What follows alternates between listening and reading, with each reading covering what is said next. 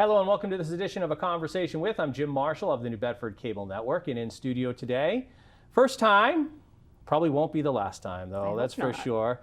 We're going to talk about the SouthCoast Community Foundation with the President and CEO, Dr. Melanie Edwards-Tavares. And I want to make sure I get all three names in there. Yeah, you got them all. It's a long business card, that's for sure. Small writing on it. You should see my license. Yeah, that's true, yeah. Thanks for coming in, I appreciate it. Thanks for having me, Jim. Wanted to get you in and talk about the foundation, lots going on. But as you know, as we were talking off camera, I still think there's a lot of people that don't even know what the Community Foundation is and what it does. So, and that's, you know, you've been here for a year now? Yep, I've been here for a year, yeah. So it's still got to be, wow, I got to, you know, you probably still hear that, like, oh, I didn't know you were around. Yeah. And I got to market. That's right, yeah, absolutely. And I mean, it was great. I came back home from working at the Hartford Foundation for Public Giving in Hartford, Connecticut. And the Hartford Foundation is probably one of the oldest, one of the largest community foundations in the country. There are about 900 community foundations across the United States. They are all geographically based, and so they're place-based funders, which means that there's not really any competition because we all cover our own region or our own towns, our own communities. There are 16 of us here in the state of Massachusetts, so we work together as a partnership. Yeah, and we're here in southeastern Massachusetts. We are bordered by the Rhode Island Foundation, the Boston Foundation, and the Cape Cod Community Foundation. What is a community foundation? Well, so this is a very good question, and it's a question that we get often. Thanks, you know, yeah. I just try to, if I'm going to ask one, it might as well be a good one, you know. So the Community Foundation movement actually started in the early 1900s, and folks came together and they recognized that they could be doing more to invest in their own communities for the long term. And so they set up a mechanism to be able to do that. So oftentimes people ask, you know, what's the difference between a community foundation and a private foundation, for example, right, or a corporate foundation? And really it is that it's that word community. It's community-based, it's community-driven, and the geography helps us to become somewhat of an expert in what the needs are and where there are opportunities in a particular area. But the money is coming in from the community and going back out into the community. And so that's the part of it that I really love. I was surprised, and I told you this off camera, I was surprised at how far your coverage area is and that you went up to Brockton and Avon. I didn't realize that. I mean, that is a very big area of coverage for a foundation. Yeah, absolutely. We cover 41 communities, 5 gateway cities, so Brockton, New Bedford, Taunton, Attleboro, and Fall River. We cover 4 counties. Yeah, so we cover over 1 million residents in this area. And as you said, there's no competition because you have those borders, but you do work together with the other foundations. Yeah, absolutely. And I think you know, things like the pandemic were a great example of that. You know, there were a lot of opportunity for dollars to come in to support work that was happening on the ground. And we had to get together and figure out what's going to be the best way to distribute those dollars. And some of those dollars were coming in from feds, from the state. So we worked together. We really did partner together to figure out the best way to get those dollars out the door and very quickly. Is that so? When you talk about the monies that you're raising, that's how it is. You're looking at federal monies, perhaps state monies, donations, grants. I mean, So all of the above, but yep. I think the thing that makes a community foundation really special is that, yes, we are a 501c3, so we can apply for grants and other dollars to come in and come through us. But people actually set up their own funds with us. And so we have donor advised funds. We have things that are called designated funds, field of interest funds. And we can also take on funds that are what we consider to be unrestricted. And so those are dollars that folks give to us to endow, that the Community Foundation actually has some level of influence over where those dollars are going to go. And we use those dollars to really respond to needs that are coming up that are pretty, you need to be addressing them right away. You know, so it isn't something that you really necessarily have time to plan for. They're imminent needs. So is there an appeal that you do every year, or how do you go about doing that? Sure. So all year long, every day, we are talking with folks about, you know, what are their plans for philanthropy? That's really our role. Our role is to help people to facilitate their philanthropy. So, you know, we're talking with people about their legacy. Have they been philanthropic as a family? Do they want to leave a legacy behind? Do they want to set up a fund, and how do they want to set up that fund? Do they want that fund to be endowed so that it can continue to produce dollars in perpetuity? Do they want it to be current use so that those dollars are going right out into the community immediately? Do they want a combination of the two? Is this something that they want to establish now? Is this something that they want to establish later on and leave us, as a beneficiary? So there are lots of ways that we're raising dollars, in addition to always looking out for where there are potential opportunities for us to co-invest with other types of foundations. So a great example of that would be the Barr Foundation, which is one of the largest foundations in New England. They invest very much so in the arts, both regionally in New England and also nationally. And the Barr Foundation actually established a partnership with 8 community foundations here here in New England, but mostly in Massachusetts.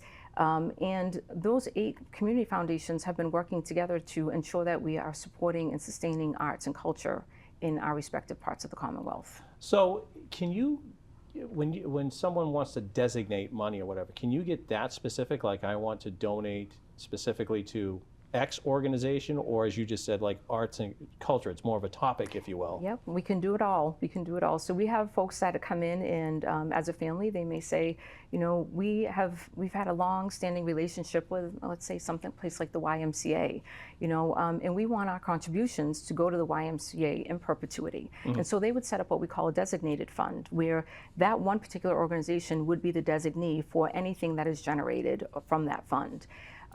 We have other folks that come in and say, I'm just really interested in education. Education is important to me. It always has been. We want to leave the dollars for education. And in that case, the Community Foundation and our board of directors and also our volunteers that serve on our grants committee, we would come together and say, okay, these are the areas that have been surfacing that seem to have the most need or the most opportunity. How can we be best directing these dollars to either fill in gaps or support opportunities that are arising?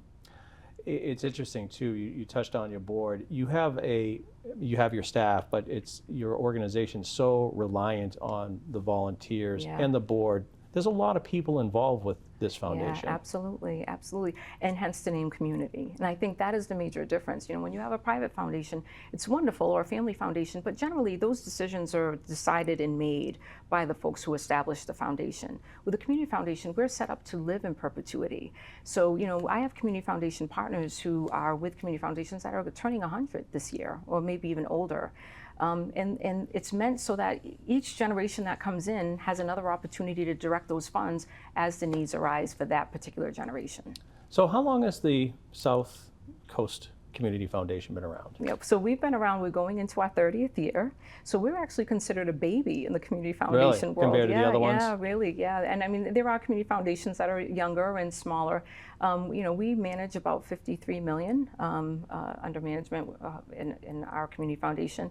And, there are community foundations that are only covering maybe one town, like the town of Brookline, who may have a budget of maybe 15 million under management. And then you have community foundations that are ginormous, like Silicon Valley, that are in the billions. So really, it all depends on the region and what area you're covering. So how do you establish the foundation? I mean, how does that come about? Because obviously you're the baby, as you said. So I'm sure that, as you said, some foundations are 100 years old. How do they come about? Yeah, so it's interesting. Generally you get a group of really committed community members who come together and say, there's an opportunity here, there's a need. And I think for this particular community foundation, and I'm still learning about the history because that's going way back, but these were folks who recognized that we were bordered by other community foundations that were bigger and older, much more established. But these were all the communities that were not being served, because their borders ended. Boston ended, just south of Boston. And Rhode Island obviously covers the state of Rhode Island. And so they saw that there was an opportunity here for us to be thinking about where could we best direct some of these funds and keep them here, for this particular part of the region in southeastern Massachusetts. And that's how it began, and just much like a nonprofit, you begin to pull together your articles and submit them and get established. Obviously, you've seen the growth, or you've looked and seen the growth. How has it grown over the years? It seems to have grown rapidly. Yeah, I mean, I would say so. We're at 53 million now. I think the first gift was $100,000, back in 1995. And so when you think about, there is traction that begins. When one person comes in and says, I believe in this, and I think this is something where I want to invest in. And then they talk to somebody else, and it's always been a word of mouth. I really do think that community foundations, especially, are highly relational. And so folks, we not only receive dollars from individuals, but from families, from corporations, from organizations. Sometimes, we'll hold on to endowed funds for nonprofit organizations so that we're managing those dollars for them, and they'll hold on to them in perpetuity. Well, you're dealing with a lot of different entities in a sense. You're political entities like government, and corporations, like you said, business, just people in general. Right. It's a lot because there's a lot of wants and needs, right. and frankly, a lot of donations that have to be, gone through. So it's interesting that how many people or how many entities you have to deal with really on a day-to-day basis. Yeah. And again, I think, when we think of the word community, that's what we're thinking about. It's all of those different sectors that intersect. And where does a community foundation sit? Well, we kind of sit in the middle. Our role is really to facilitate and think through not only how we can get money, in and out of the community foundation to areas of need, but we're conveners. That's another big part of the role that we play. Community foundations generally play some sort of a leadership role within the regions that they cover. So convening people together for any sort of issue, the issues that are either major and at the forefront, or even to do some planning, to think about what may be coming down that we need to be prepared for as a community. So yeah, it's a great place to sit. So as you said, you've been here for a year now, and like you're a hometown girl, as you told me. I am. What's your assessment after your first year here now, as you look at the area and its needs and what have you? How do you think the first year has gone from where you're sitting? Because I know for a lot of people, the first year is just, I want to see what's going on before we make any changes, and that might not be the right word, but institute any new policies or what have you. Yeah, well, so this was truly a coming home for me. So I got my start here. I grew up here in the city of New Bedford and started in the nonprofit sector here. And so really cut my teeth in grassroots community organizing work, working with young people. So I had the benefit of understanding this community very deeply and intimately, as a resident, as a multi-generational resident, as somebody of, Cape Verdean and Portuguese heritage. So there were so many things that were wonderful about coming back that thankfully, I didn't have to try to understand about a community. You had a base. I had a baseline, exactly. I had a baseline. But I think the thing that really struck me was I've always lived here in southeastern Massachusetts, even though, for a good portion of my career, I started to work in Boston, so I was commuting back and forth. And the work that I was doing in Boston tended to be either statewide, national, or regional. And so it really gave me an opportunity to not only know our community, but to look at our community in relation to other communities around the southeastern Massachusetts, around the state, around the country. And so when I came back with that lens. It was kind of like, okay, where are we, and what is happening here? What is unique to our community, and where are there opportunities for us to replicate things that we've seen, in other places that may have a benefit here? And I'll tell you, when I came back, I was just blown away at how incredibly strong and resilient this community continues to be. Southeastern Massachusetts is a true gem, in the Commonwealth. And whether you're thinking about new development opportunities with workforce development, or, we're thinking about other things like, the climate and, emerging industries, that are happening, or folks that are new to the community or new to the country that have decided to settle here, or settle in the gateway cities in our region. There's just a lot of opportunity, and then I think philanthropically, you have so many folks who, whether they've summered here and then decided to make this their retirement home, or they've lived here their whole lives, who are just so deeply invested, especially in the city of New Bedford, and they want to see growth and opportunity and change, but they also want to preserve what makes this community special, and so I think the opportunity for me was to come back and say, okay, where does the Community Foundation play a role with all of these things? Well, you touched on that, and it's kind of interesting because you hear elected officials talk about this when they're talking about state reps or the state senators. Like, they work with people in Springfield, the people on the Cape, because there are similar issues. And I would assume that's like that with the foundation too. Absolutely. You're learning, or if something's working in, and I'm just using the example, Boston or the Cape, hey, that might work here too. Right. But there is that difference too. There's the unique features for southeastern Massachusetts that you have to tweak those things too. Right. Yeah, absolutely. And I think the other component for the Community Foundation is that we don't do it alone. We have lots of other funders that we work with. We actually host a funders group or a funders network here in New Bedford that are all family foundations and corporate giving and other types of private foundations, and we're all working together. And actually at this point we're really trying to work together to learn a little bit more about how we can be we can be a little bit more transparent in the way that we're doing business so that we can better understand from each other where there are opportunities and gaps to co-invest, And as new funders are starting to come into the region, we want to be able to talk to those new funders about where there are opportunities for them to plug in, where we're already covering things, but where there is still some need. Some gaps, yeah. Yeah. What do you look at is now you assess, you've been here for a year, whatever, is there certain things right now, are there 3 issues or topics or areas that you really want to focus on, that you see the biggest need right now? Well, it's interesting that you say that. I think all community foundations kind of settle in on a couple of different areas. One is what we would call basic human needs. And so that's, food security, that's thinking about health or mental health access and health equity. It may be thinking about housing, so those kind of all sit in one area. Education, community foundations, we tend to do a lot of work with scholarships. People open up scholarship funds with us, and so we actually facilitate probably about $700,000 a year in scholarships. Yeah, I saw that number there for last year. So well over 100 scholarships we're giving out annually, and sometimes even closer to 2. And we hold an annual event every year so that the donors, the fund advisors of those scholarship funds and the families and the young people that are receiving those funds can come together, meet one another, and can learn about each other, which is fabulous. It's also a great opportunity for people to come in and volunteer with us. We've had folks that come in and read the applications, folks that are sitting with us as we're kind of making decisions around the applications. So lots of opportunities there. So the education component tends to be a big part for community foundations.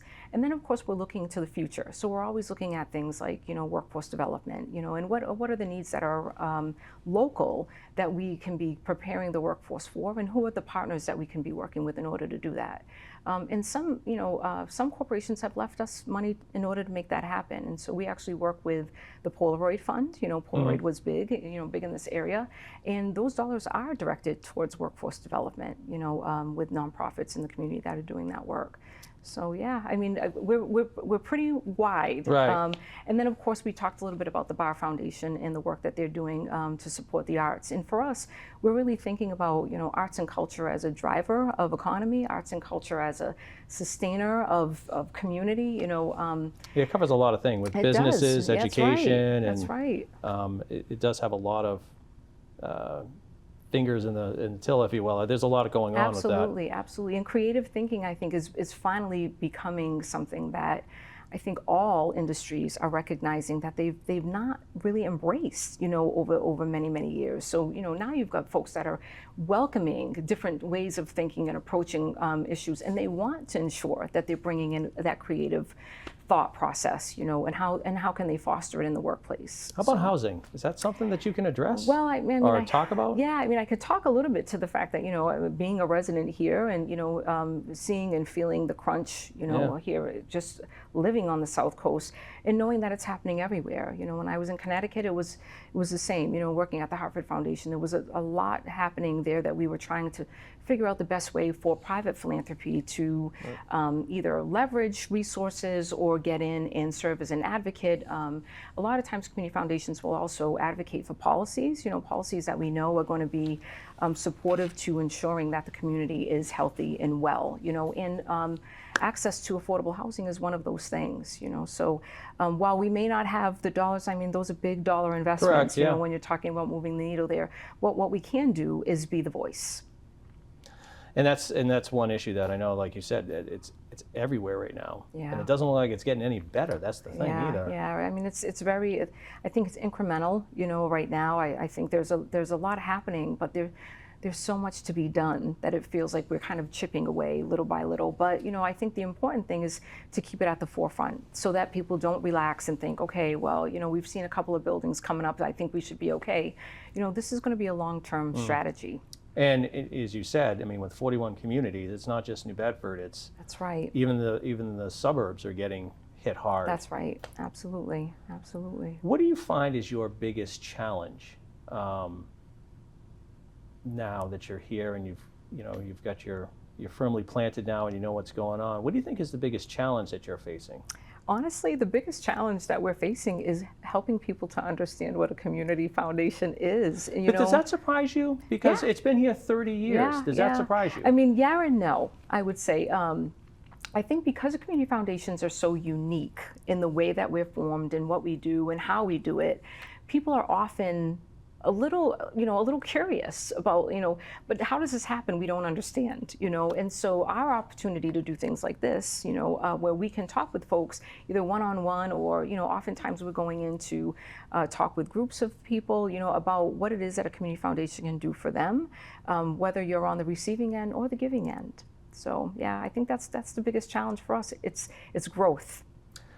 Is there concern, and I don't know this, is there concern about monies in general? Like, do you feel as though, and again, I don't know how it works because we're talking about it, but you feel secure the foundation's going to be here for a good long time, or is there worry that donations are less or more or whatever? No, and I think that's the great thing. I mean, really, with a community foundation, because as those dollars come in and those funds grow, all of those funds are then invested. So they're not going anywhere, and we have, we have a process that we follow where we're looking at 20 trailing quarters and all of that. So we're always preparing for what's coming next. But those dollars being invested and endowed are really what set the community foundation apart. So we will exist in perpetuity because those dollars are going to ensure that we are.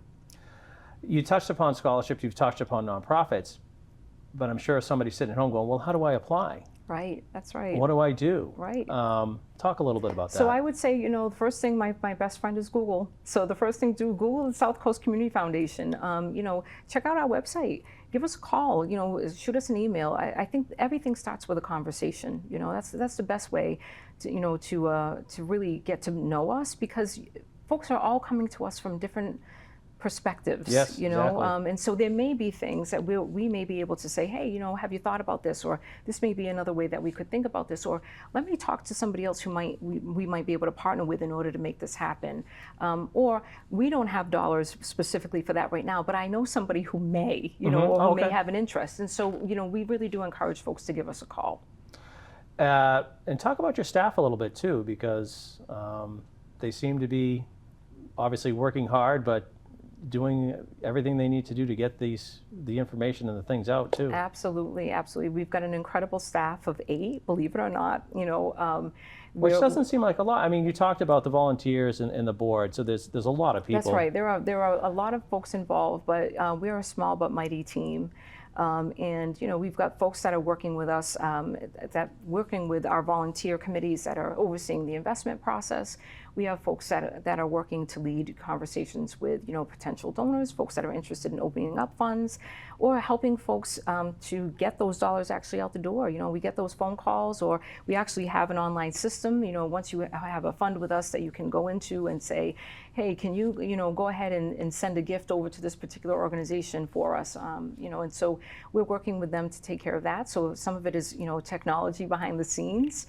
Technology's got to be huge, but it's also going to be daunting at times too, especially with all the things that you're dealing with. Yeah, and I would say thank goodness for technology at this point. Yeah. Really, because I do think it's made us that much more efficient. I think if the pandemic taught us anything, it is that you have to use everything that's available to you, in order to make things happen. And thankfully for us, technology allowed us to continue to do a lot of work remotely, during a time where folks couldn't be face to face. And so, we kept on with what we learned that was a benefit from that.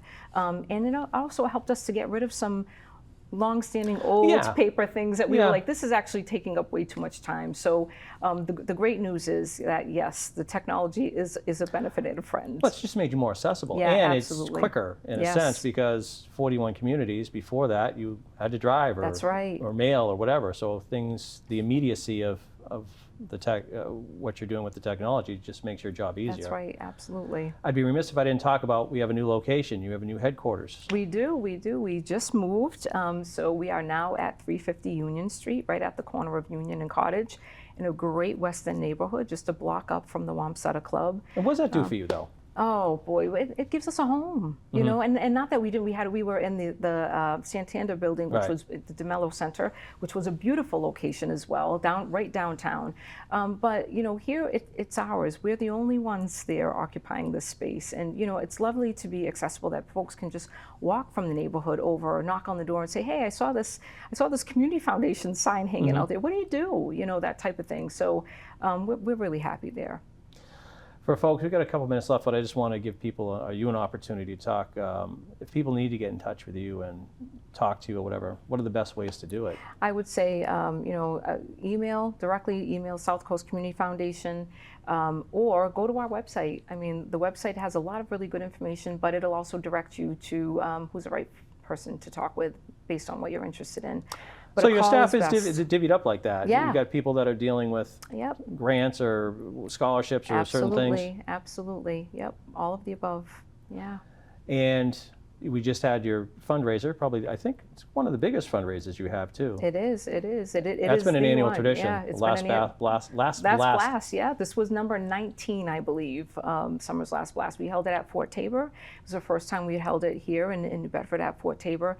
It was a huge hit. I mean, not only was it wonderful just to be able to see the beauty of the city, you know, and of the fort and of the peninsula, but we had a lot of people that were just kind of hanging out at the fort as we were setting up, walking over and asking questions. Who are you? You know, what is this? You know, how can we better understand or get involved? So that was fabulous. And then, you know, we've just got an incredible group of individuals and corporations who are our partners, you know, in this every year. And so it's wonderful to bring them all together to thank them. And that's really what that is about. Yeah, it's key. Yeah, It's definitely absolutely. key. It's great seeing you. It was great being here. Thank Thanks you for so coming much, in. Jim. All right. That's going to do it for this edition of A Conversation With. I'm Jim Marshall of the New Bedford Cable Network. Thanks for watching, and we'll talk to you again soon.